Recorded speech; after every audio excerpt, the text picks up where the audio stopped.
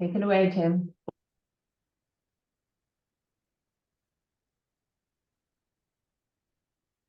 All right, so today we will be talking about VPNs and basically how they can help you be a little bit safer online.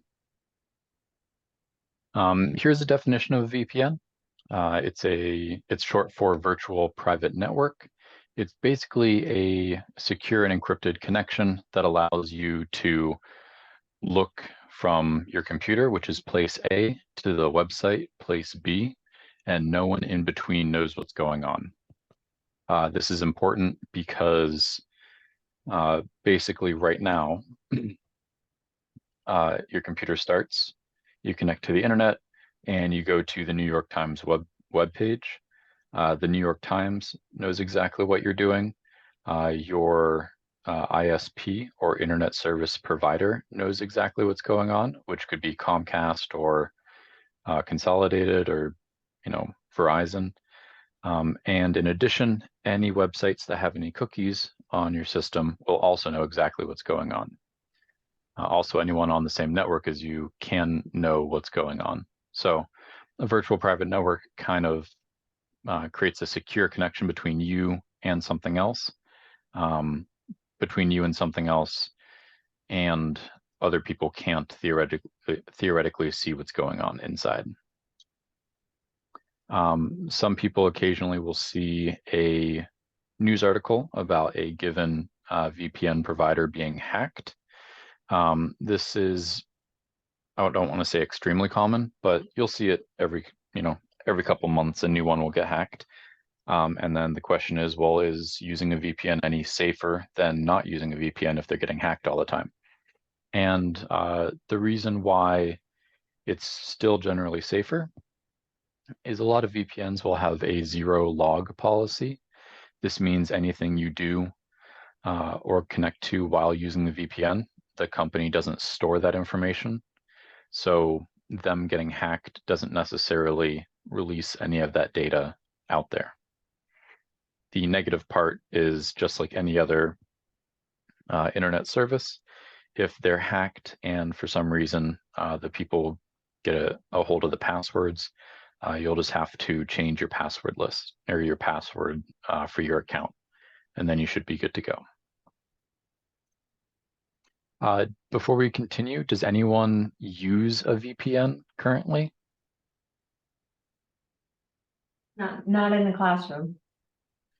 Gotcha. I use a VPN. I misspoke. Mary uses Nord. I used to use Nord, but I have switched to Mud. You recommended Mulvad.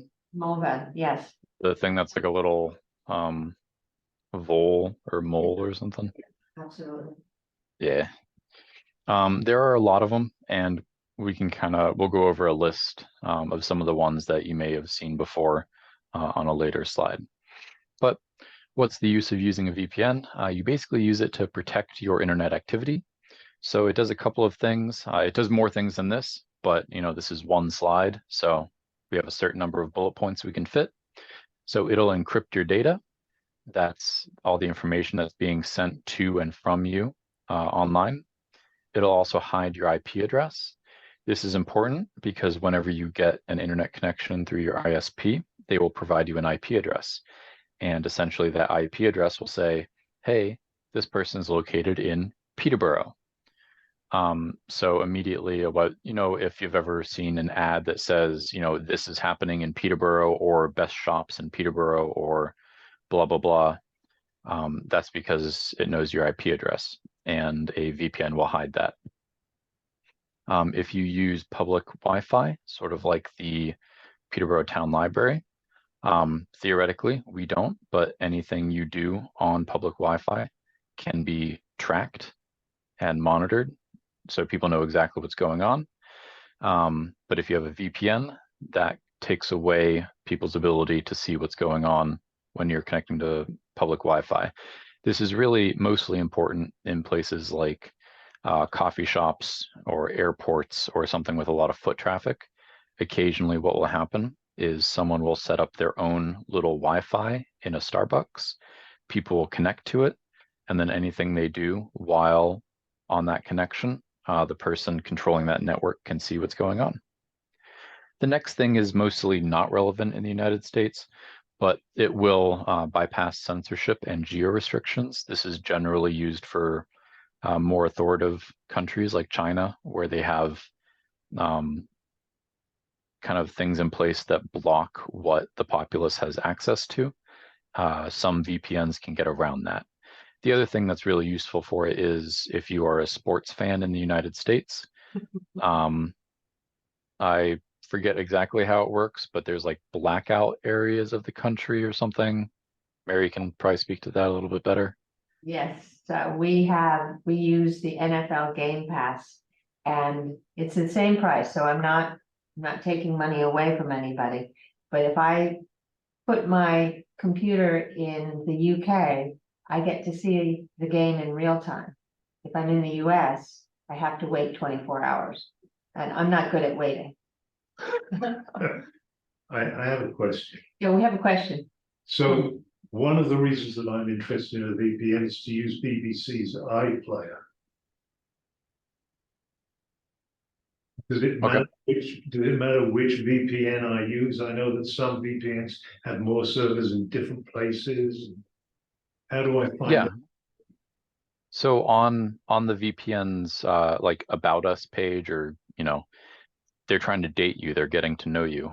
They will let you know where all of their servers are located, and you'll just want to pick one that has a server in the location you wish to quote unquote be from.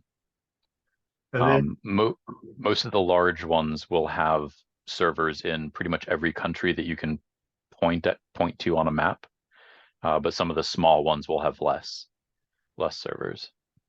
the other question I had is, you said it that if you go to the New York Times, it won't be able to track you. But if you have a subscription, you need a subscription to read the New York Times. I have one, and don't you need to log in anyway? And if you do that, don't they know it's you?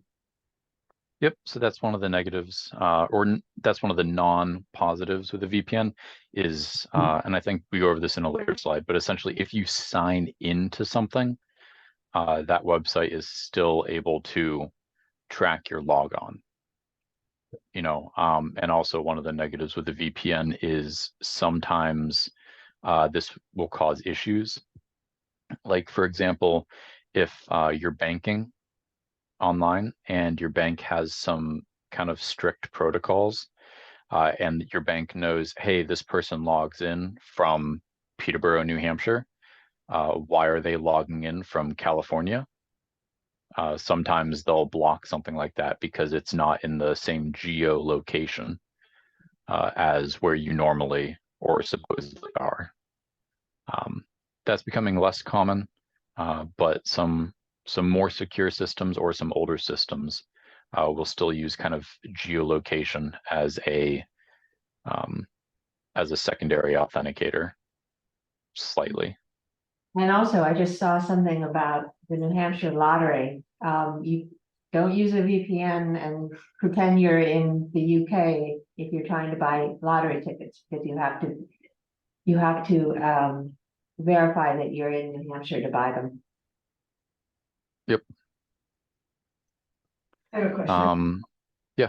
Make sure you understand this. So if you're doing banking in your own house, Yep. You're saying this gives you added protection? Yeah. So if you're banking in your own house, and you connect to, let's just pretend you're using TD Bank, and you connect to TD Bank, it'll provide a connection that your ISP does not see, which is a little bit more secure.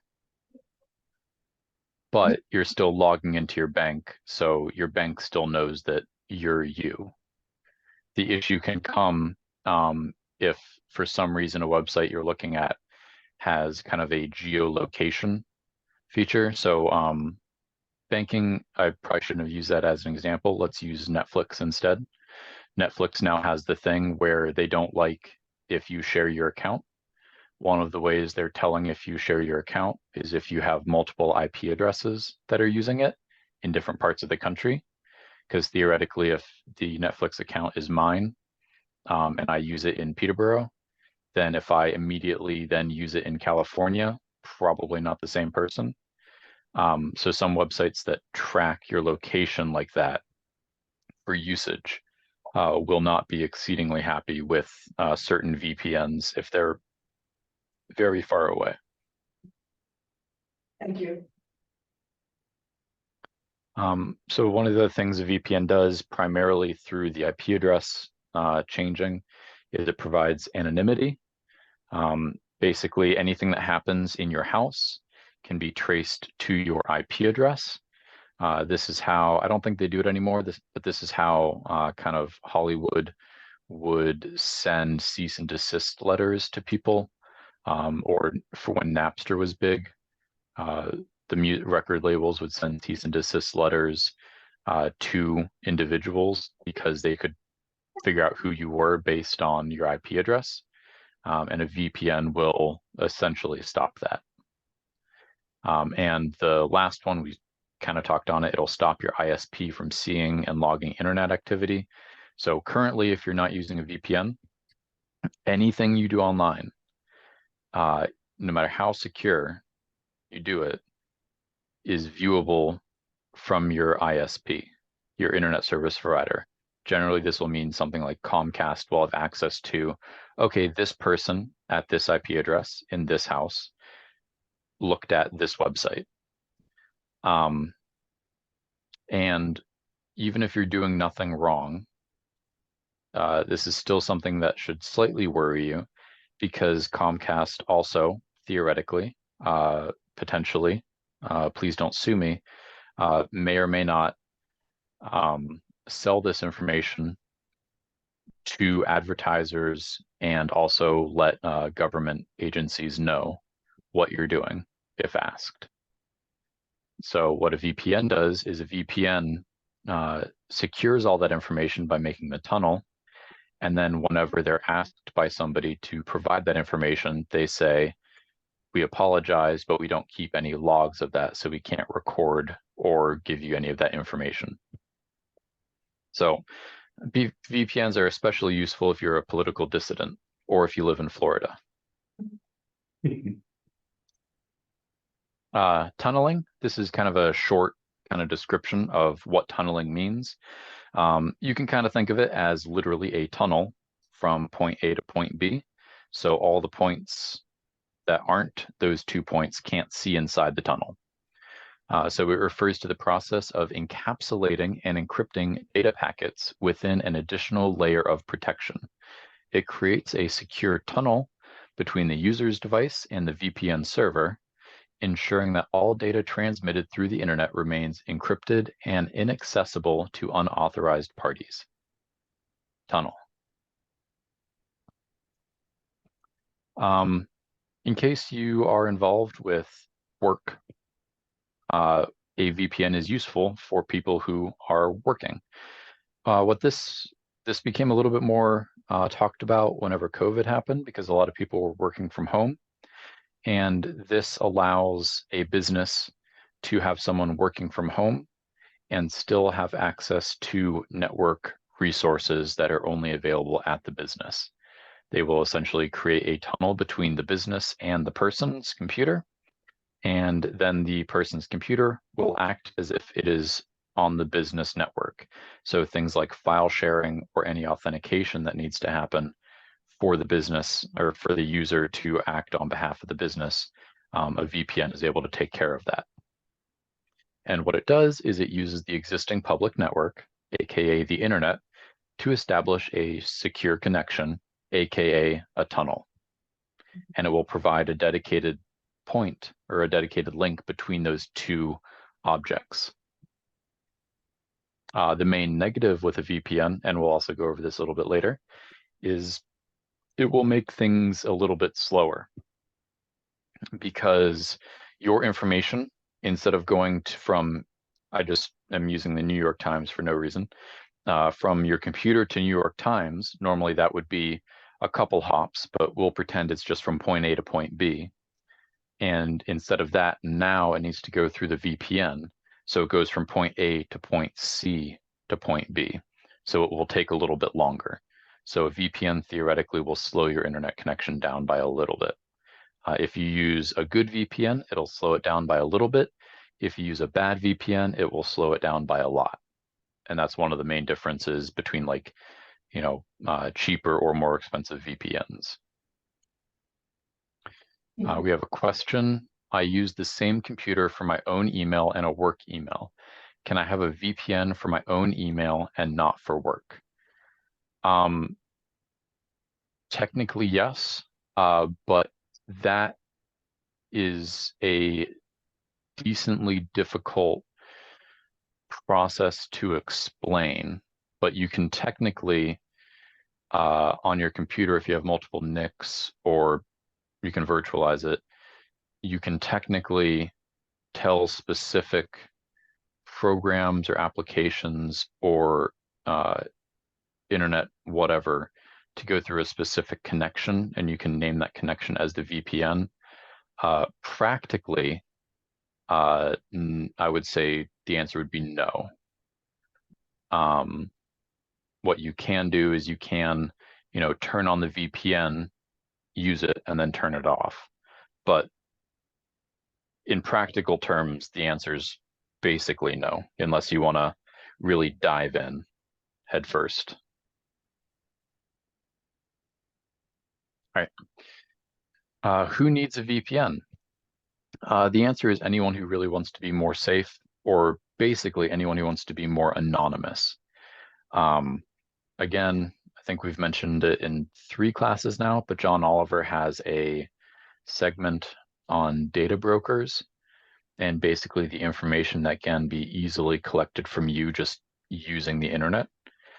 And a VPN is one way to kind of mitigate the ability of advertisers or governments or local governments or even businesses to be able to figure out who you are and what you're searching for. One of the kind of tangential things, reports that I like to point out is not related to kind of the internet at all, but I still find it slightly amusing, and it's related to Target. So in case you're wondering how much information companies can know about you, enter Target. So they got in a little bit of trouble for this, but basically Target has tons and tons of data on consumers, and they crunched the numbers. And one of the magical things that they figured out is buying and purchasing decisions when people became pregnant. And the problem with this is Target would then send out flyers or mailers that included in the middle, so the important section, in the middle of these, Target would include like a lot of baby things in the middle, and this was kind of targeted. So what ended up happening is people would get this mailer and they would be confused as to why is Target all of a sudden selling me, 3 pages of diapers and formula, only to then realize a month later that they were pregnant. So everyone got kind of confused and worried, like, why does Target know that I'm pregnant before I do? And that's just because they crunched the data. They had all that information. So even without the person saying, hey, I'm pregnant, Target knew and would send advertisements to that person. So that's just an example of, how much you can, like, regardless of how much you put out there, of what can be kind of derived from the data that you're just innocuously doing or sending to people. Pretty amazing. All right. Yeah, I just found that a fun. It was a case study in one of my computer privacy courses. Anyway, yeah. So who needs a VPN? Anyone who wants to surf the internet safely, securely, and anonymously. It's more important if you travel. So if you use public hotspots a lot, hotels, airports, and coffee shops. And it also will, in general, protect against cyber criminals and data theft. And, Big Brother, however you want to define that. All right, so choosing a VPN, what to look for. One of the things that's not on this list is just the size of the VPN. So if you hear, a certain VPN and it is being compared to, hey, it's better than Nord, and then there's another VPN and that VPN says, hey, we're better than Nord, and then a third VPN comes onto the table and says, hey, we're better than Nord, well, all of a sudden I'm really interested in Nord. I want to know the thing that everyone's like kind of trying to say that they're better than, because that means that's kind of the big boy, right? That's the one to beat. So when choosing a VPN, and this is kind of weird, but if you haven't heard of it, it may not be big enough to kind of be in the upper echelon of VPNs. Like even anecdotally, you've probably seen headlines with VPNs mentioned. But after that, you're looking for security and privacy features. So this would be things like strong encryption. All the main ones have this. Secure protocols, a no logs policy. The no logs policy is essentially the VPN saying we are not storing any information that goes through the VPN. So even if we get hacked or even if the government requires us to hand over this information, we don't have the information, so we can't send it over. The other thing, and this is kind of a little more technical thing, is what's called a kill switch. So if you're there just typing on the internet and you're using a VPN and the VPN for whatever reason goes down, suddenly all of your data is accessible as if you aren't using a VPN because the VPN is no longer there. What a kill switch does is if the VPN goes down, you also lose connection to your internet. This can be inconvenient, but it's also kind of protecting the whole reason why someone might be using a VPN in the first place. The next thing is the connection speed. So you want a VPN that is not going to slow down your computer by a whole lot or your internet connection by a whole lot. You can think of this as, kind of like a car where you're driving 60 miles per hour on the highway. It'd be really inconvenient if adding another airbag would all of a sudden make your car only be driving 30 miles an hour on the highway. So it's more safety, but it's half the speed, and that's kind of really inconvenient. So you want to make sure that you get a VPN that doesn't impact your connection speed as much. And you also want one that's reliable. So you want one that doesn't continually drop off all the time. And again, this is generally why if you are looking for a VPN, just sticking with one of the big ones is easier, because they'll have more reliable connections. They'll have more places to say you're from in terms of selecting a country, and they'll generally all have the strong encryption, secure protocols, no logs policy, all that fun stuff. The next one is device compatibility.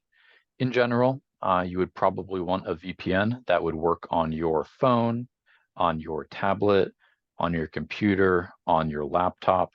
So most VPNs will kind of work on all of those places, on all of your devices. In addition, you can also, if you kind of don't want to futz with it, you can look for a VPN that you can use on your router. So your router is the thing that you connect to the internet with. It's the thing that your computers connect to that then go out to the internet.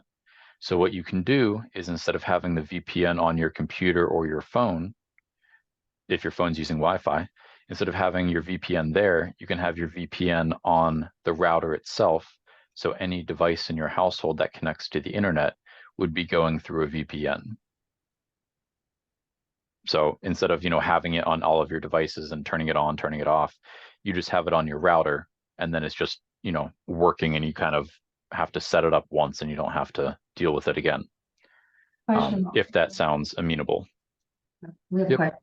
Yeah, if you have it on your router and you're working on your computer, can you turn it off? For example, if you want to watch something on Netflix.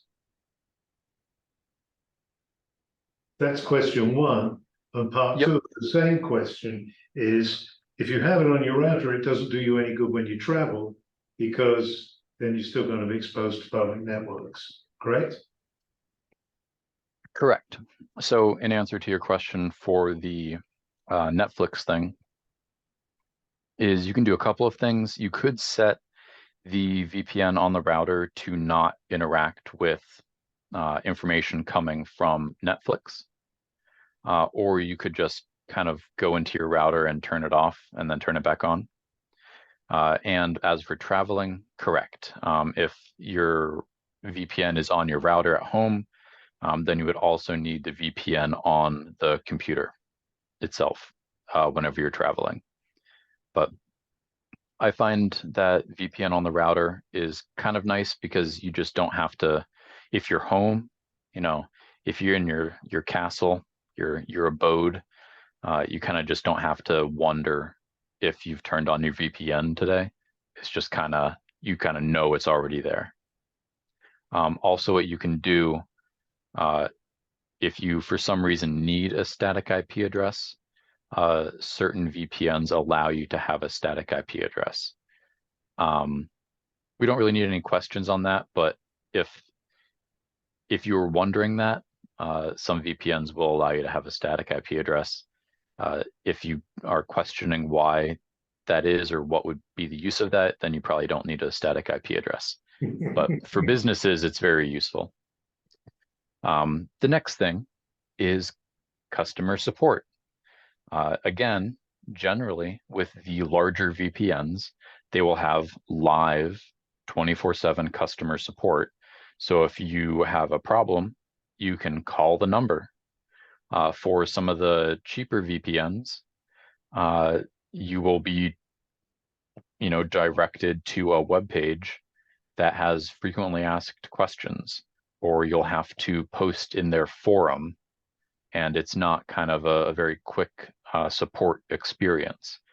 Now, I'm not saying a large VPN like Nord made Mary very happy with their quick customer support, but Mary was able to get in contact with the customer support fairly easily. They may not have resolved the issue, but at least there was someone to talk to.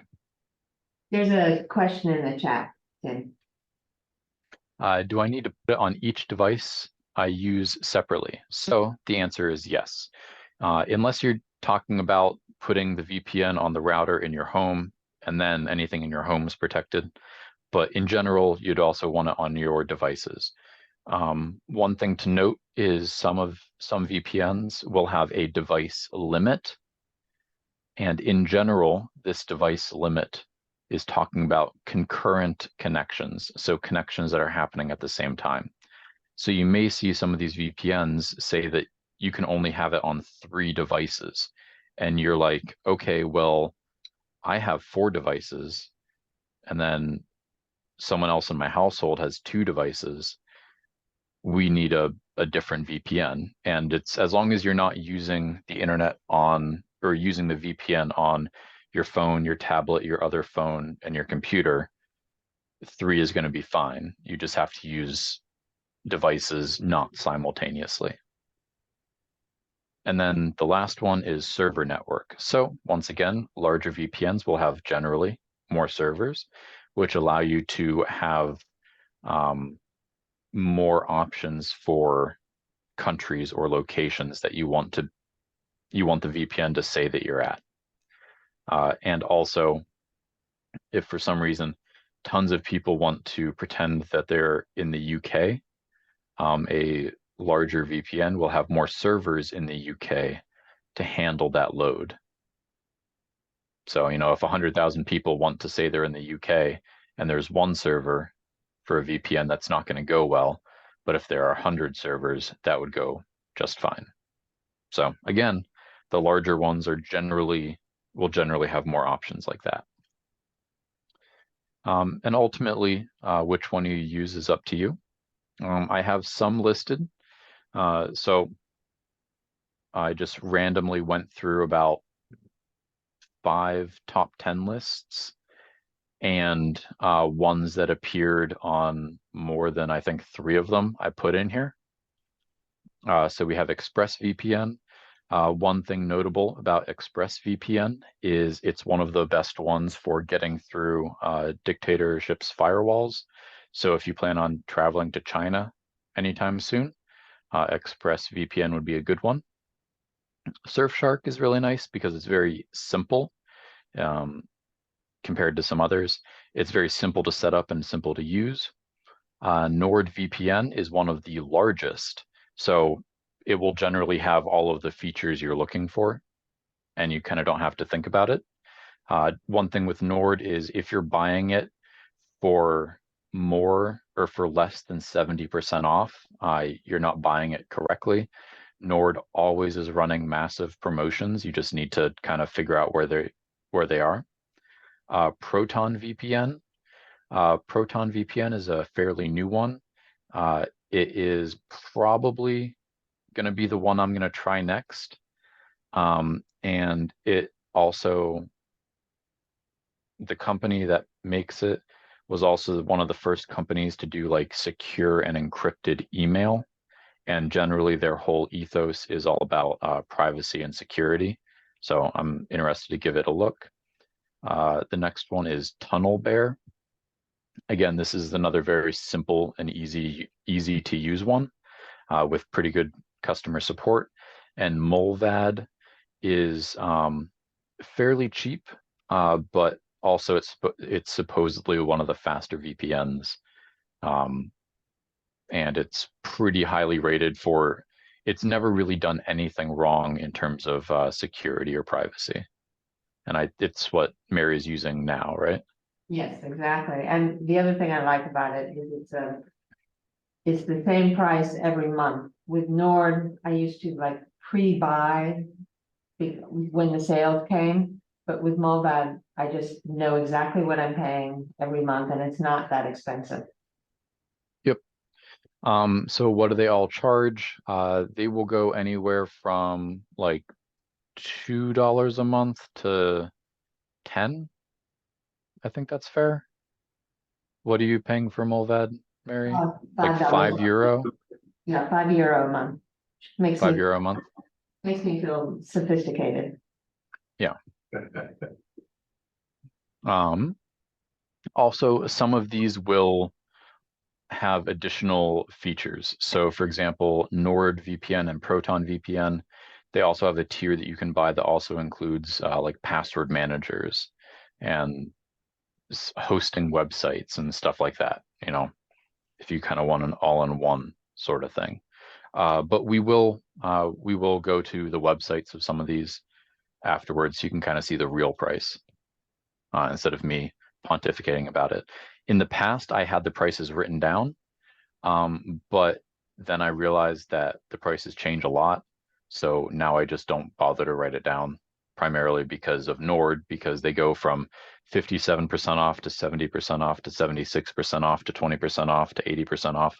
So numbers are not accurate if you look at this in a month. The next thing to talk about is not necessarily VPN, but if you are a political dissident, then you should also look into Tor or the Onion router. They're very clever with their name.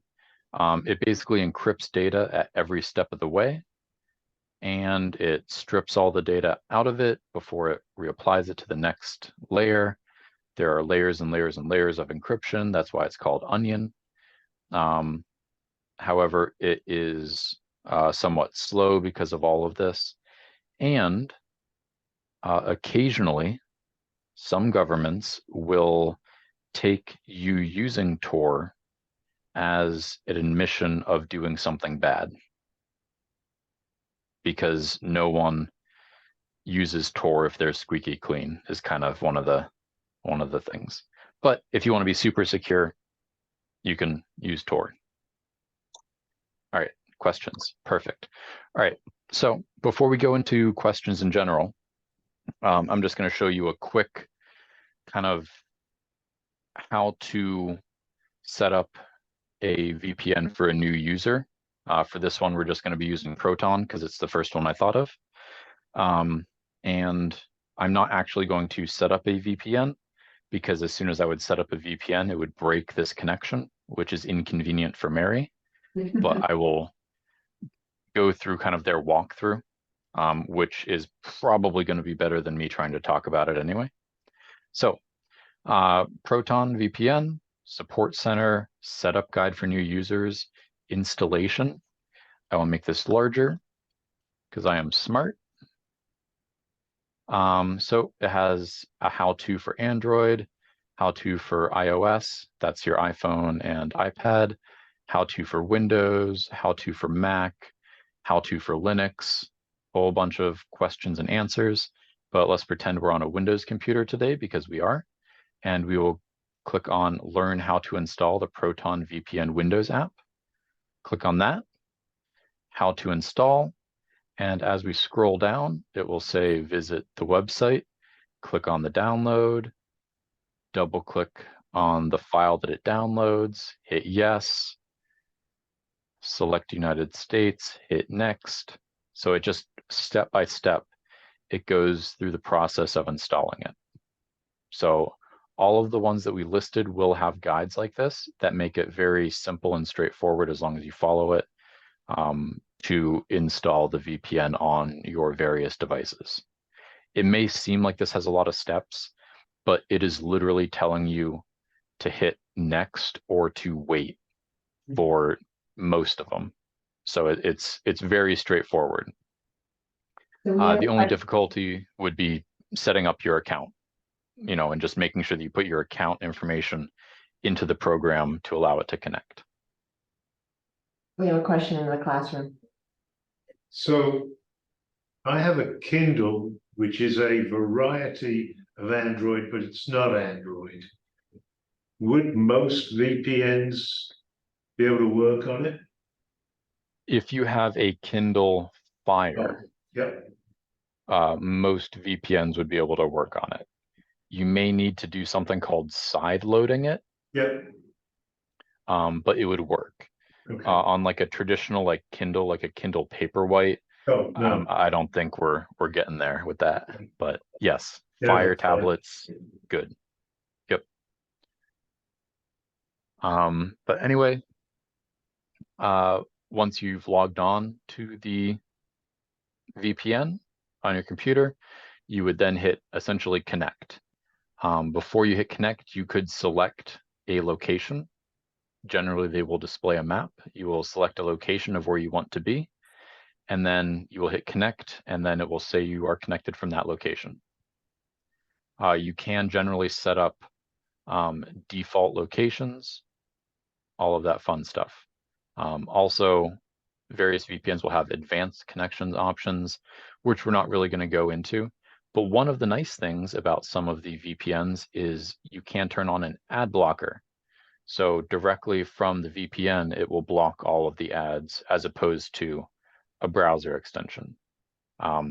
Some people say, hypothetically, totally not me, say this is really nice for viewing some of the ad-supported streaming platforms where it won't show you the ads on those streaming platforms. I'm looking at you specifically, Hulu, because I don't know why we hypothetically pay for you and then you also provide us with ads.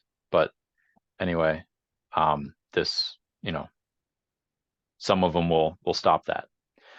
So let's look at pricing real quick.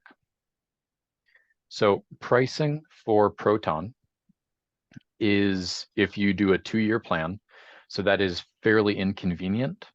That means you are paying €119 and 79 cents every 2 years. So that is a lump of money every 2 years. It is $4.99 a month. If we go to Nord,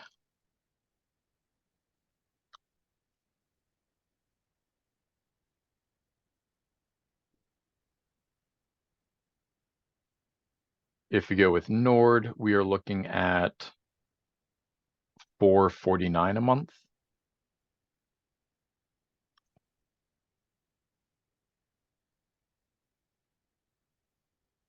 ExpressVPN, we are looking at $8.32 a month. It's a bit more expensive. If we look at Surfshark,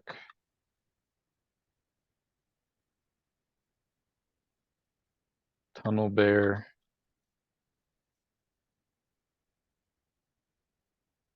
and Mulvad,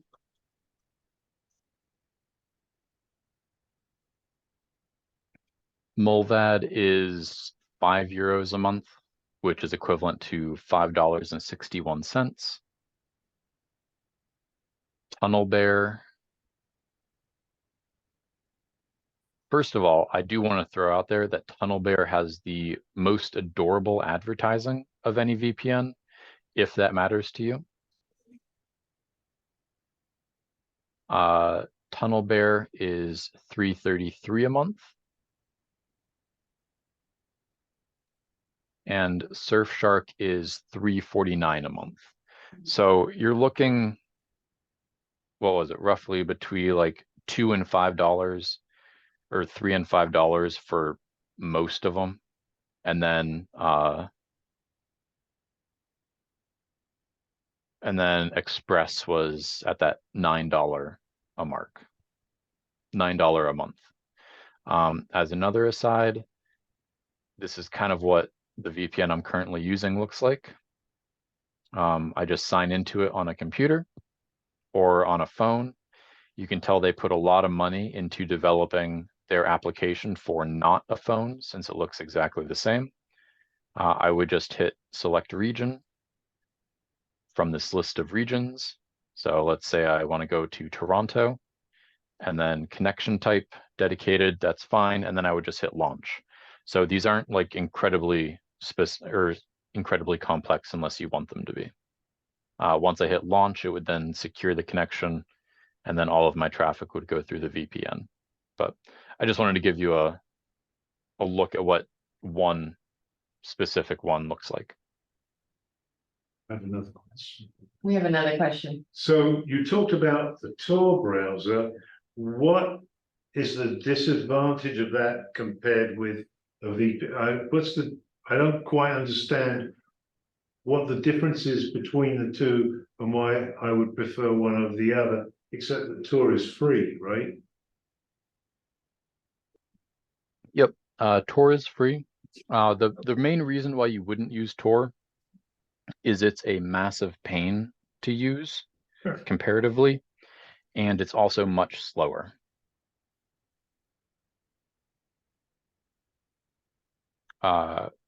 First question. Does a VPN protect the receiver as well as the originator? Essentially, yes. It will tunnel, it'll create the tunnel between the 2 points. So unless there's something compromised with the receiver of the information, they will also be protected with regards to what you are sending the receiver. So what you two say is protected. If they do anything outside of that, it's not protected. The next question, if I just want to be in Peterborough, New Hampshire anyway, the VPN is still a good choice for protection, correct? And the answer is yes. The negative is it will no longer show you as from Peterborough, but you would just hit the closest server that's in the continental United States, and then you should be good to go. Was there any questions about pricing? I know I went over that a little fast with all of the websites I clicked on. Why do you think ExpressVPN is so expensive? I think ExpressVPN is expensive because it's one of the largest. Mhm. It also bills itself as one of the fastest, and it is also currently, from what I understand, the best at getting through things like government firewalls. So China, Turkey, probably Ukraine or Russia at this point. You know, it'll be the one that kind of works in the most locations, is what they say. And I think a VPN is one of those things where once someone finds out one that works, at least to me, the difference between, you know, $6 a month and $9 a month is not going to really force me to go away from something that's working. Right. So it works for a lot of people, and a lot of people are willing to pay that $3 premium. So they're generally pretty good. Is there a place to find relative speeds? Is there a website you can go to? Is there, Let's check.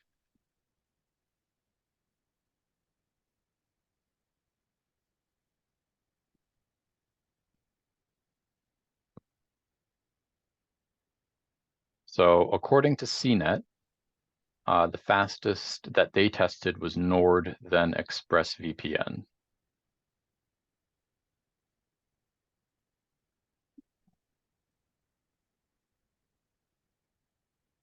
So they're saying Nord, you only lost 10% of your speed. Express 18, IP Vanish, which we didn't talk about, 26, Proton 36, and Surfshark 40%. I will say this will change depending on your location. It will change based on your internet service provider. There are a lot of things that can, oh, and it will also change based on where in the world you select your connection to be from. So for example, if a ton of people are saying they're from the UK and you click on a UK server, then your connection will be slower than if you selected a server in Dublin, Ireland, for example. and if I remember Nord, I used to be able to select the fastest server at the time. Yeah. Yep. Or you can let the VPN kind of do it for itself. And that's generally what will happen if you just log into it and hit connect without making any other changes. It'll generally try and pick the fastest server. So let's see. So when you're using the VPN, you every time you turn on your computer, you have to log into it. Yeah, you can set it to start with your computer. Through, at least in Windows you can, but in general, you'll want to make sure that the application is running and that it's turned on. And this is a little bit more of a list. And this has speed associated with it. So let's see, let's just add some of the ones that we had talked about. Yeah. So we can see that Nord was the fastest, then Surfshark, then Express, then Proton, then Mulvad. So again, you can see that these, if you look at various sites for which one's fastest, you'll get different answers. So if you check in a month, it'll also be different. Which VPNs offer VPN on router? So I know you would have to check specifically, but I know that Nord does it. I know that ExpressVPN does it. I know Mulvad does it, and I know Proton does it. What's more important than the VPN is that if your router supports it,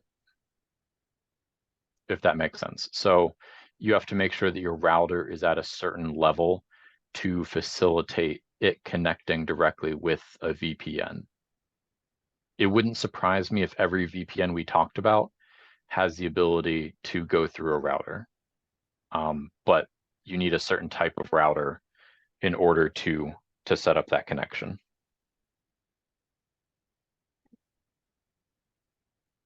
This is fabulous, Tim. Thank you. Any more questions for Tim before we wrap up? Answered everyone's questions once again. Oh, and in case anyone was wondering, the VPN I was currently using is Vale VPN, VALE. But the next one I'm gonna try is Proton. But if you don't want to think about it, I think Nord is like the biggest. They have very nice people on customer service, even if they can't solve the problem for you. Yeah. Okay, well, thank you, Tim. We'll end the recording.